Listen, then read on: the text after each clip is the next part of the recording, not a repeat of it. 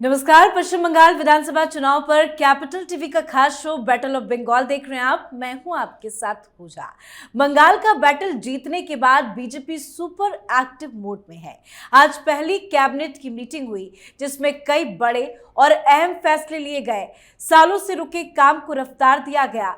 ममता बनर्जी के फैसले को पलटकर कई अहम फैसलों पर मुहर लगाई गई। साथ ही मंत्रालयों का भी बंटवारा हो गया है। लेकिन सबसे बड़ा एक्शन ये हुआ कि ममता बनर्जी के करीबी अधिकारियों के नेक्सस को तोड़ा जा रहा है। पुलिस और ब्यूरोक्रेसी में हलचल मची हुई है। प्रशासनिक और पुलिस विभाग में बहुत बड़ा फेरबदल किया गया है। कमिश्नर स्तर से लेकर इंस्पेक्टर, सब इंस्पेक्टर और कई थाना प्रभारियों समेत कई अधिकारियों को ट्रांसफर किया गया। मुख्यमंत्री कार्यालय के पुराने प्रशासनिक ढांचे में बदलाव करते हुए अधिकारियों को भी हटाया गया है। सचिवालय में कार्यप्रणाली को पारदर्शी बनाने के लिए 9 अधिकारियों को मुख्यमंत्री सचिवालय में तैनात भी किया गया। मतलब राज्य सचिवालय और पुलिस व्यवस्था को मजबूत करने के लिए व्यापक स्तर पर तबादले किए जा रहे हैं, जो ममता बनर्जी के लिए बहुत बड़ा झटका है। तो शिवेंदु अधिकारी के ताबड़तोड़ एक्शन पर चर्चा करेंगे और बताएंगे कि आखिर टीएमसी किस तरह से अब अंदरूनी झगड़े में उलझती जा रही है। इसी पर चर्चा के लिए मेरे साथ स्टूडियो में मौजूद हैं कैपिटल टीवी के editor in chief doctor Manish Kumar और एग्जीक्यूटिव एडिटर राजीव जी। सर, आप दोनों का बहुत बहुत स्वागत है। धन्यवाद। सर, लगातार ट्रांसफर पोस्टिंग की खबरें पश्चिम बंगाल से आ रही है, क्या क्या एक्शन लिया जा रहा है? देखिए, ये जो ट्रांसफर पोस्टिंग हो रही है कोई नई बात नहीं है।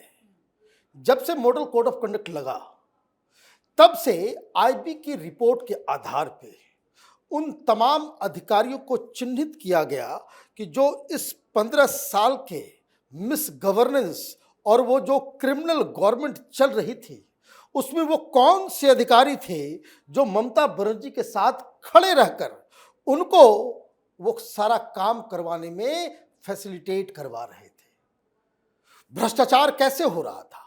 अब एक एग्जाम्पल जरा देख लीजिए।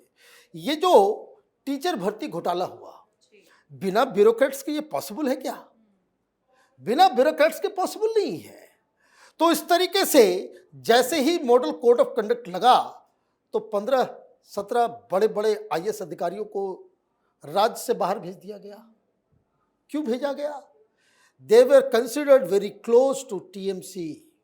ये जो नेक्सस प्रशासन, पुलिस और पॉलिटिक्स का जो था, उसमें जो प्रशासनिक अधिकारी जो इस तरह की चीजों को, अपने दायित्व को नहीं निभा रहे थे और इस कुकर्म में साथ दे रहे थे, उन लोगों को पहले ही चिन्हित कर लिया गया था।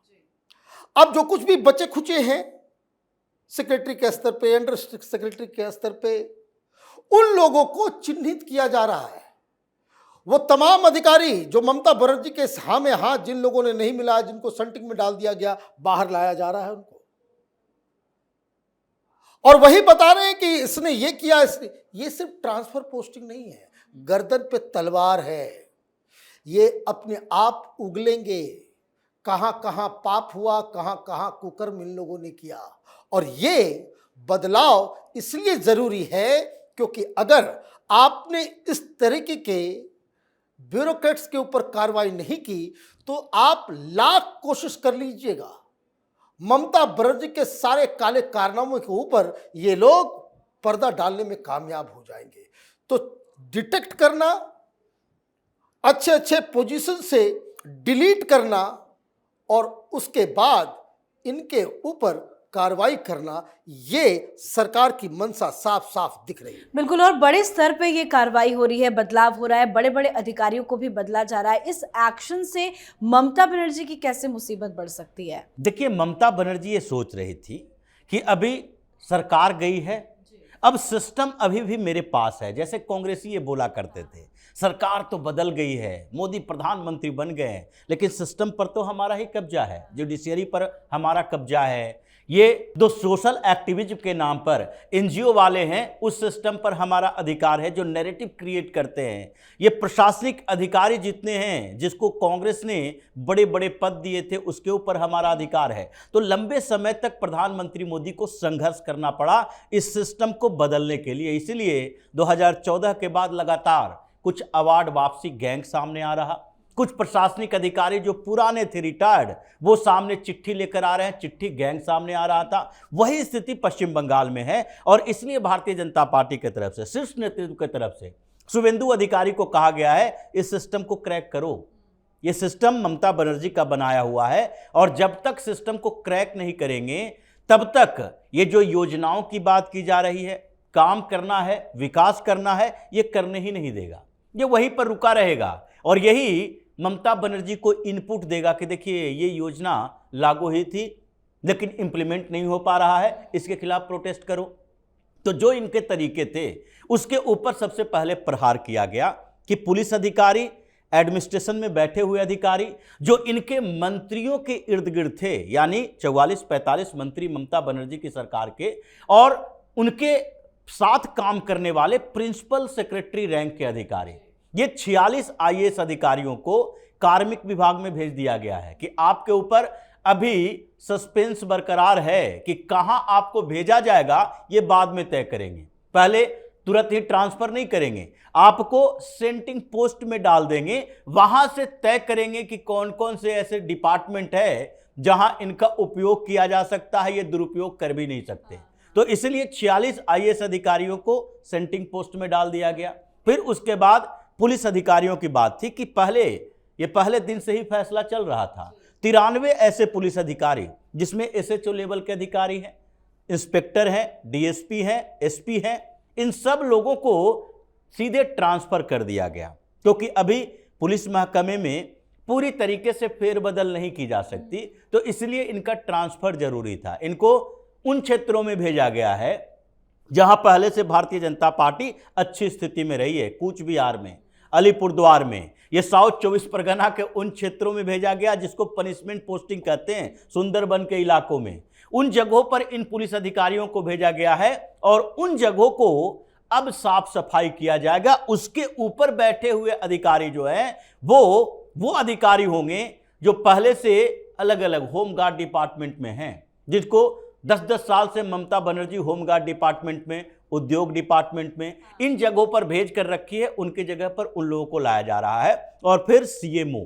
ये चीफ मिनिस्टर ऑफिस, उसकी सफाई जरूरी थी, सारे पुराने अधिकारी गायब हो गए, 9 बड़े अधिकारी लाए गए, नए अधिकारी लाए गए, जिसमें से एक वो भी हैं जो रिटर्निंग ऑफिसर थे भवानीपुर में। ममता बनर्जी चीख रही है, चिल्ला रहे हैं कि देखिए ये कैसे आ गए, ये तो हम पहले ही सवाल उठा रहे थे कि शुभेंदु अधिकारी का आदमी है।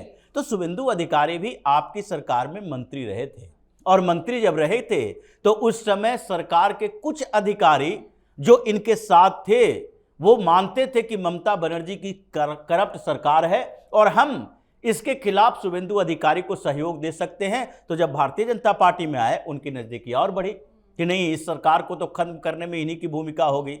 तो अब जो चेंजेज हो रहा है इस पूरे नेक्सस के खिलाफ, और इसीलिए चीफ सेक्रेटरी ने एक फरमान जारी किया सारे पुलिस डिस्ट्रिक्ट, सारे एसएचओ को कि जितने पशु तस्करी के लिए इस्तेमाल किए जाने वाले हाट हैं, जो बाजार पशुओं का लगता है, जिसके पास लाइसेंस नहीं है और जो ऑपरेट टीएमसी वाले कर रहे थे, तत्काल बंद करो। यानी ममता बनर्जी की सरकार का नेक्सस एडमिनिस्ट्रेशन में, पुलिस में और इनके पार्टी के लोगों का नेक्सस सब तोड़ा जा रहा है। ये अनुव्रत मंडल किस मामले में गिरफ्तार हुआ था? यही पशु तस्करी के मामले में, इसी का बड़ा नेता था। तो अभी तोड़ फोड़ चल रही है टीएमसी के लोगों की, उसके नेक्सस की, और उसके बाद ये जो नेक्सस के सीधे तौर पर पहुंचेगा अभिषेक बनर्जी, ममता बनर्जी तक। इसलिए छटपटाहट इन लोगों की है कि सरकार अभी शुरू ही हुई है और ये स्थिति है तो 6 महीने के अंदर हमारा क्या हाल होगा। बिल्कुल, और यही सबसे बड़ी तोड़ भी है। सर, ममता बनर्जी के करप्ट सरकार में बहुत सारे ऐसे अधिकारी हैं जिन पर करप्शन का आरोप है, क्या उनको भी चुन चुन कर चिन्हित करके उनके खिलाफ अब कार्रवाई की जाएगी? देखिए, इन लोगों को हटाया इसलिए भी गया है क्योंकि काउंटिंग के दिन ही नबन्ना के अंदर दिल्ली से 200 अधिकारी गए हुए थे। इसमें बहुत सारे लोग आईबी के भी थे, ईडी से भी थे, इनकम टैक्स से भी थे, सेंट्रल जो एम्प्लॉयज़ हैं जो इन्वेस्टिगेशन में तेज तर्रार थे कि फाइल देख करके उनको अंदाज़ा लग जाए। ये सारी कार्रवाई उसी आधार पे हो रही है। अभी तो इनको साइड किया गया है, 1 महीने के अंदर इन सब लोगों के खिलाफ कार्रवाई भी होगी। ये सारे कच्चे चिट्ठे जो हैं वो निकाला जाएगा। अभी आप देखिए एक और फैसला लिया गया, ये अजीबोगरीब कहानी। आज मुख्यमंत्री ने जितने भी नॉमिनेटेड डायरेक्टर और अलग अलग पोजीशन पे थे, ये सब कुंडली मार करके बैठे हुए थे सिस्टम के ऊपर, और उनके निगरानी में आईएएस अधिकारी काम कर रहे थे। मतलब आप देखिए कि कितना विशाल काय इन लोगों ने भ्रष्टाचार का एक जो है बरगद तैयार कर लिया था। अब इसके जड़ में मट्ठा डाला जा रहा है। फाइल तैयार है, फाइल मिल गए हैं कि कहां कहां क्या क्या हुआ। अब इसलिए उसी रिपोर्ट के आधार पे जितने भी नॉमिनेटेड लोग और बड़े बड़े लोग, ये सब कोई छोटे मोटे लोग नहीं है, इन सबको पहले कहा गया कि भाई आप बाहर निकलो। अब इन लोगों के काले कारनामों के ऊपर बाकायदा कार्रवाई शुरू होगी, शो कॉज नोटिस दिए जाएंगे, और जवाब में अगर ये आईएएस अधिकारी, ये आईपीएस अधिकारी, ये नॉमिनेटेड लोग, इन्होंने अगर सही सही जानकारी नहीं दी और गुनाह कबूल नहीं किया और ममता बनर्जी, अभिषेक बनर्जी को बचाने की कोशिश की, तो इनका करियर तो गया। They will sing like parrots. जब पूछताछ होगी, ये आईएएस अधिकारी, ये जो इन लोगों का जो अपना ये होता है, अपनी नौकरी बचाने के चक्कर में तोते की तरह गाना गाना शुरू करेंगे कि हमें ये कहा गया था, हमने ये किया था, सारी चीजें याद आ जाएगी। तो अभी टीएमसी के अंदर तो दहशत है ही। टीएमसी जिन आईएएस अधिकारी, आईपीएस अधिकारी को पाल पोस रहे थे ये सोच के कि रिटायरमेंट तक यहाँ पे ममता बनर्जी जो है वो सरकार में बनी रहेगी, इनकी गिरफ्तारी भी तय है। आइदर ये नाम बताएं, सबूत दें, या फिर जिंदगी भर जो है वो इस कलंक से जो है वो जूते। बिल्कुल, और ये जितने भी डेवलपमेंट हो रहे हैं, एक्शन लिया जा रहा है, इस पे सबसे ज्यादा नजर तो टीएमसी की ही होगी। लेकिन पार्टी की बात करें तो पार्टी के अंदर क्या कुछ चल रहा है? देखिए, पार्टी के अंदर कंफ्यूजन चल रहा है। ये कंफ्यूज लोग हैं और उस कंफ्यूजन में अभी ये आधार तलाश कर रहे हैं। ममता बनर्जी की तरफ भी देख रहे हैं कि ये आगे क्या कर सकती हैं, और भारतीय जनता पार्टी की तरफ भी देख रहे हैं। ये लोग सोच रहे हैं कि अब हम किस दिशा में जाएं, और इसीलिए मीटिंग का दौर टीएमसी में केवल अभिषेक बनर्जी और ममता बनर्जी का नहीं है, बल्कि अलग अलग गुट के नेताओं का भी है, ये सांसदों का भी है। और कुछ सांसद अपनी जगह पर मीटिंग कर रहे हैं, देख रहे हैं कि आगे अगर स्थितियां प्रतिकूल हुई, अगर ममता बनर्जी फिर उसी मोड में आने की कोशिश की, क्योंकि अभी तो लीगल बैटल में जा चुकी है, लीगल तरीके से लड़ने की कोशिश कर रही हैं। कल होके हो सकता है ये प्रोटेस्ट, हंगामा, दंगा फसाद करने की कोशिश करे, और प्रोटेस्ट जब करने की कोशिश करेगी तो इसके खिलाफ एक्शन होगा, और हमें भी ये साथ में कहेगी कि प्रोटेस्ट करो, हमें भी उसी दलदल में फंसाने की कोशिश करेगी। तो उसके लिए पहले ममता बनर्जी को समझाया जाएगा।